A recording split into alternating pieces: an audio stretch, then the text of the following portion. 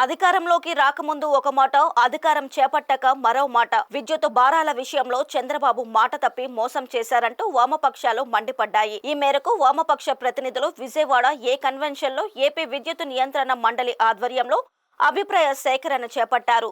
CPM Srinivasarao, CPI Ramakrishna తదితరులు ఈ కార్యక్రమంలో పాల్గొన్నారు.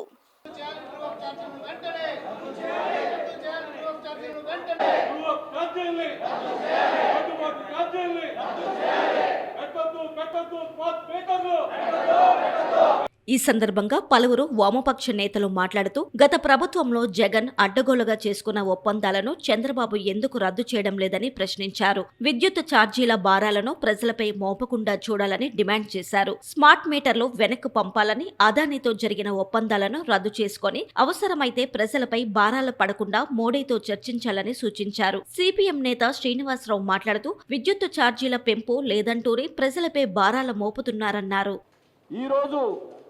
చంద్రబాబు నాయుడు గారు ముఖ్యమంత్రి అయిన తర్వాత శ్వేతపత్రం విడుదల చేసిన దాంట్లోనే సంవత్సరానికి దీని వలన 1,08,000 కోట్ల 1,08,772 కోట్ల రూపాయలు ఈ ఒప్పందం వల్ల భారం పడుతుందని మేము చెప్పరా, స్వయంగా ముఖ్యమంత్రి గారు చెప్పారు. అది ఇంటర్ ట్రాన్స్మిషన్ ఛార్జీలు కానీ లేదు ఇతర రకాలైనటువంటి ₹2.49 టారిఫ్ వాళ్ళు నిర్ణయించిన ప్రకారం అంటే 1,08,772 అలాగే 72,000 కోట్ల 72,022 కోట్లు మొత్తం ఈ సంవత్సరం కానీ 4 ఏళ్లలో కానీ సెకీ ఒప్పందం ద్వారా కానీ 1,80,772 కోట్ల రూపాయలు ప్రజల మీద భారం పడబోతా ఉంది. ఇప్పుడు పడింది. 2022-23 ఇప్పుడు మీ బిల్లులందరిలో చూడండి, 4/2022 ఈ నెల మీ అందరి బిల్లులో వచ్చింది. దీనివల్ల 6,072 కోట్ల రూపాయల భారం ఈఆర్సీ చైర్మన్ గారి ద్వారా ఈఆర్సీ ద్వారా ఆదేశాలు వచ్చినాయి. తర్వాత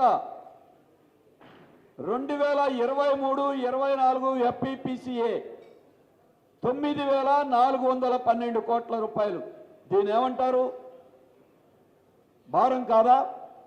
రాష్ట్రం అభివృద్ధి చెందాలంటే, ఉపాధి రావాలి అంటే విద్యుత్ ఛార్జీలు తక్కువగా ఉంటే పరిశ్రమలు వస్తాయి, వ్యాపారాలు జరుగుతాయి, ఉపాధి వస్తుంది, రాష్ట్రం అభివృద్ధి చెందుతుంది. 2047 గురించి చెప్తున్నారు. వికసిత భారత్, వికసిత ఆంధ్రప్రదేశ్, స్వర్ణ ఆంధ్రప్రదేశ్. ఇదేంటండి ఈ ఛార్జీలు? ఇప్పుడు ఇంకా మళ్ళీ మీరు భారం అయిపోతున్నారు ఈ రూపంలో. కాబట్టి రాష్ట్రానికి ఉపయోగపడేది కాదు.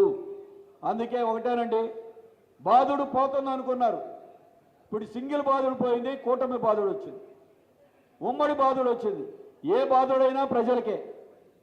కాబట్టి ఈ విషయంలో మీరు ఆలోచన చేసి వీటిల్ని తగ్గించాలని మేము కోరుతున్నామండి.